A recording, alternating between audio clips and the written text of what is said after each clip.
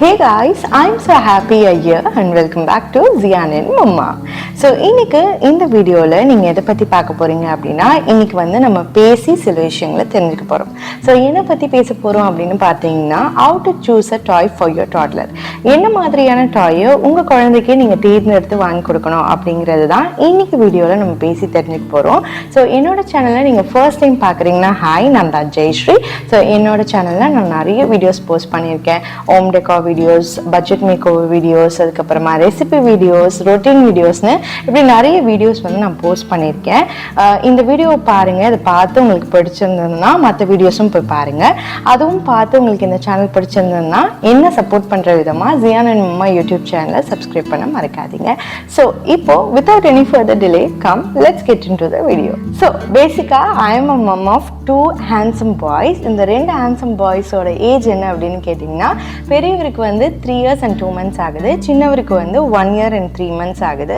இந்த 2 பசங்களால் நான் நிறைய விஷயங்கள் கற்றுக்கிட்டேனே சொல்லலாம். இந்த 2 குழந்தைங்களையுமே ஃப்ரம் த டே 1 நான் தான் தனியாக வளர்க்குறேன். அப்படி தனியாக வளர்க்குறதுல நான் நிறைய விஷயங்களை வந்து லேர்ன் பண்ணிக்கிட்டேன், எஸ்பெஷலி அபவுட் பேரண்டிங் அண்ட் குழந்தைங்களுக்கு என்ன மாதிரியான விஷயங்களை கைக்கு கொடுக்கணும் அப்படிங்கிறத வந்து நிறைய படித்தும் தெரிஞ்சுக்கிட்டேன்.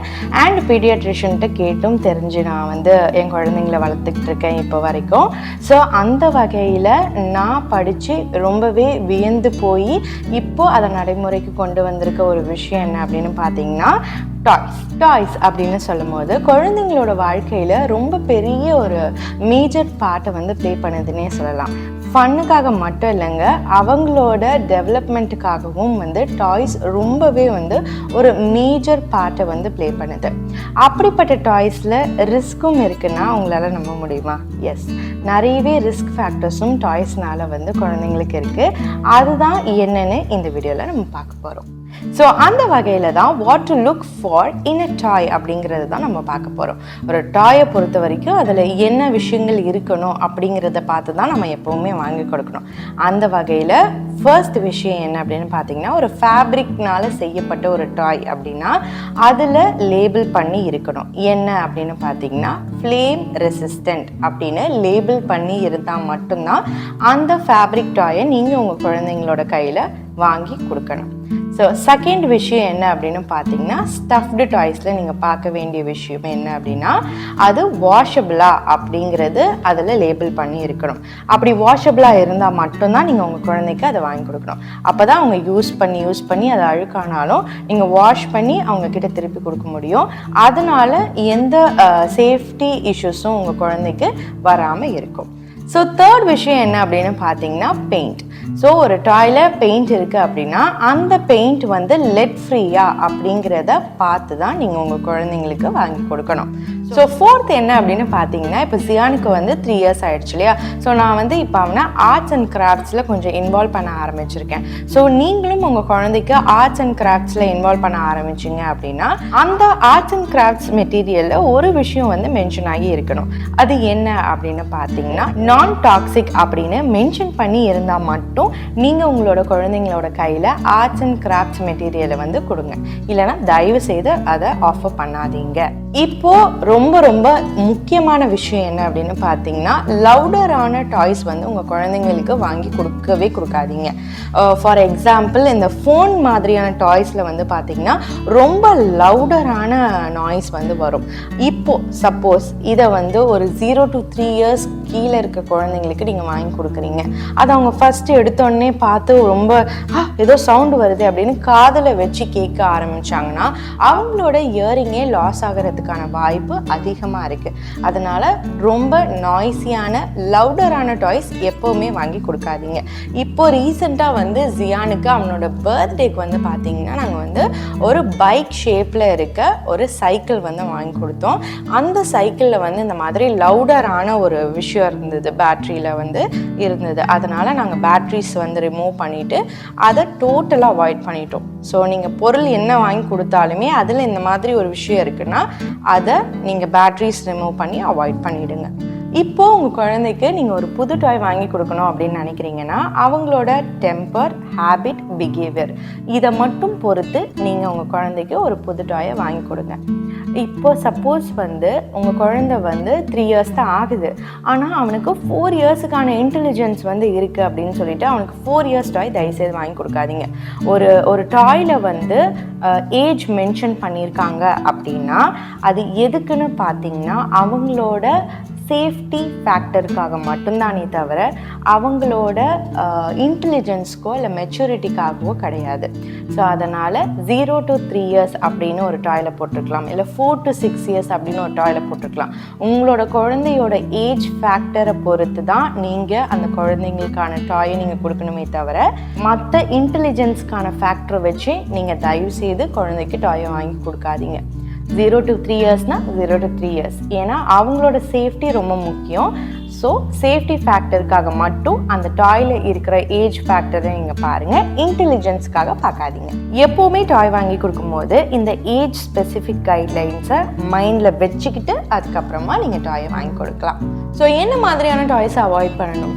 காயின்ஸ், பால்ஸ், மார்பிள்ஸ், இந்த மாதிரியான டாய்ஸை நீங்கள் அவாய்ட் பண்ணிக்கோங்க. காயின் டைப்பில் பார்த்தாலுமே வாயில் போட்டுக்கிற வாய்ப்பு அதிகமாக இருக்குது. இப்போ நிறைய பாசிஃபையர்ஸில் வந்து பார்த்திங்கன்னா பீட்ஸ் வச்சு ஒரு டாய் வர மாதிரியான பாசிஃபையர்ஸ்லாம் வந்து வந்திருக்கு. ஸோ அந்த மாதிரி இருக்கிற பாசிஃபையர்ஸ் வந்து நீங்கள் கொஞ்சம் அவாய்ட் பண்ணிக்கலாம். If in case you are using a pacifier, அந்த மாதிரி பீட்ஸ் வச்ச பாசிஃபையரை நீங்கள் யூஸ் பண்ணுறீங்கன்னா மட்டும் சொல்கிறேன், டோட்டலாக அதை வந்து அவாய்ட் பண்ணிக்கோங்க. பிகாஸ் அந்த மாதிரியான பீட்ஸ் வந்து இருக்குன்னா அது தவறுதலாக குழந்தைங்களோட வாய்க்குள்ளே போயிடுச்சுன்னா அது வந்து ஏதாவது ஒரு வின் பைப்லேயோ இல்லை வந்து ஃபுட் பைப்லேயோ மாட்டிக்கிட்டு அவங்களுக்கு ப்ரீதிங்கில் வந்து ரொம்பவே வந்து ஸ்ட்ரகிள் கொடுக்கக்கூடியதாக ஆகிடும். ஸோ சோக்கிங் ப்ராப்ளமும் ஆகிடும். ஸோ கம்ப்ளீட்டாக அந்த மாதிரி beads kind of a thing வந்து குழந்தைங்க கையில் கொடுக்குறத ப்ளீஸ் அவாய்ட் பண்ணிக்கோங்க. அண்ட் மெயினாக வந்து பார்த்திங்கன்னா பேட்ரி ஆப்ரேட்டட் டாய்ஸ் டோட்டலாக அவாய்ட் பண்ணிவிடுங்க. ஏன்னா இப்போ எங்கள் வீட்டில் என்ன நடக்குது அப்படின்னு பார்த்தீங்கன்னா நாங்கள் பேட்ரி ஆப்ரேட்டட் டாய்ஸ் வந்து டோட்டலாக அவாய்ட் பண்ணிட்டோம். ஆனால் இருந்தாலுமே பேட்ரி போடுற மாதிரி இருக்கிற பொருள்லாம் இருக்கும் இல்லையா, ஃபார் எக்ஸாம்பிள் ரிமோட்ஸ், ஏசி ரிமோட்டாக இருக்கட்டும், டிவி ரிமோட்டாக இருக்கட்டும், இந்த மாதிரியான ரிமோட்டை வந்து அவங்க எடுத்து யூஸ் பண்ணுறதுக்கோ இல்லை விளையாடுறதுக்கோ யூஸ் பண்ணுறானுங்க. இப்போ அதில் என்ன ஆகுதுன்னா அக்கு வேறு ஆணி வேறு அதை வந்து பிரித்து எடுத்துருவானுங்க. ரிமோட் எந்த ரிமோட்டாக இருந்தாலும் சரி அப்படி பிரித்து எடுத்துட்டு அதில் இருக்க பேட்ரி எடுத்து டைரெக்டாக வாயில் போட ஆரம்பிச்சிட்டாங்க. ஸோ அதுக்கு நாங்கள் பயந்து அந்த மாதிரியான பேட்ரி ஆப்ரேட்டட் திங்ஸையோ இல்லை ரிமோட்டையோ வந்து நாங்கள் அவங்க கையில் படாத மாதிரி இடத்துல வச்சுருக்கோம். ஸோ நீங்களும் பேட்ரி ஆப்ரேட்டட் திங்ஸை மெயினாக டாய்ஸை அவாய்ட் பண்ணிக்கோங்க. திங்ஸ் இருந்துச்சுன்னா கண்டிப்பாக அவங்க கையில் படாமல் எங்கேயாவது ஓரமாக வந்து எடுத்து வச்சு நீங்கள் மட்டும் யூஸ் பண்ணுற மாதிரி பார்த்துக்கோங்க. அவங்களோட சேஃப்டி ரீசனுக்காக தான். இதனால் என்ன ஆகும் அப்படின்னு பார்த்தீங்கன்னா பேட்ரியில் இருக்கிற ஃப்ளூயிட்ஸ் இருக்கு இல்லையா, அந்த ஃப்ளூயிட் உள்ளே போச்சுன்னா இன்டர்னல் ப்ளீடிங் ஆகலாம், இல்லைனா வந்து கெமிக்கல் பர்ன்ஸ் ஆகலாம், இல்லை சோக்கிங் ஆகலாம். இந்த மாதிரி ஒரு என்ன சொல்கிறது ஒரு பெரிய டேஞ்சரஸான திங்ஸ் உங்கள் குழந்தைங்க வந்து ஃபேஸ் பண்ணலாம்.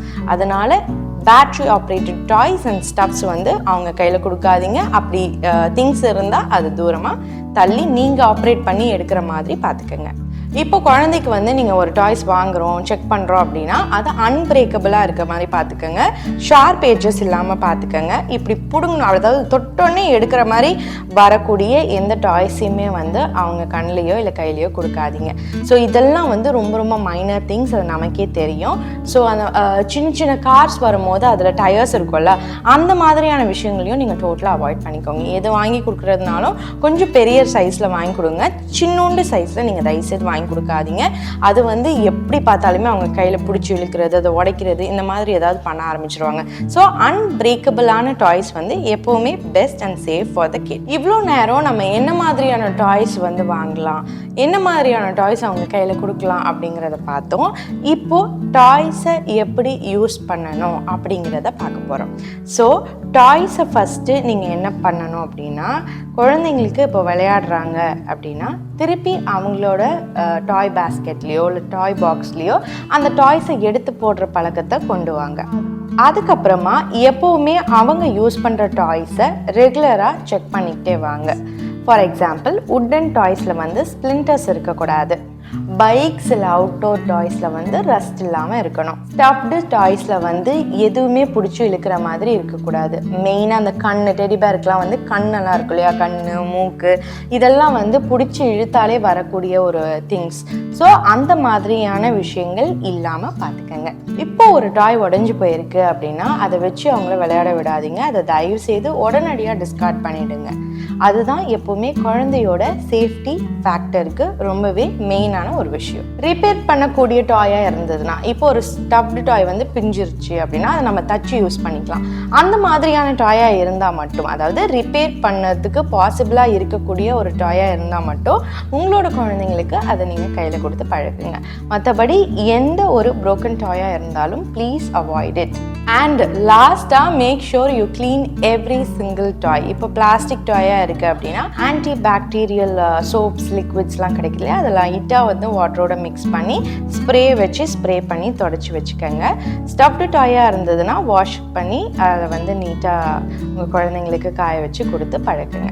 ஸோ இந்த மாதிரி தான் நீங்கள் டாய்ஸை வந்து மெயின்டைன் பண்ணி உங்கள் குழந்தைங்களோட கையில் கொடுக்கணும். ஸோ இதெல்லாம் நீங்கள் பண்ணிங்கனாவே உங்கள் குழந்தைங்க என்ன மாதிரியான டாய்ஸோட விளையாடுறாங்க அப்படிங்கிற கான்ஷியஸ்னஸ் உங்களுக்கு இருக்கும். ஸோ அவங்களோட ஹெல்த்தும் சேஃபாக செக்யூர்டாக மெயின்டைன் ஆகும். ஸோ குழந்தைங்களோட லைஃப்பில் மேஜராக இருக்கிற இந்த டாய்ஸ் ரிஸ்காக இல்லாமல் ரொம்ப சேஃப் அண்ட் செக்யூராக யூஸ் பண்ணுறதுக்கு இந்த மாதிரியான விஷயங்களை நீங்கள் ஃபாலோ பண்ணிங்க அப்படின்னாவே குழந்தைங்க ஒரு நல்ல லைஃப் ஸ்டைலுக்குள்ளே வளர்கிறதுக்கு ஹெல்ப் பண்ணும்.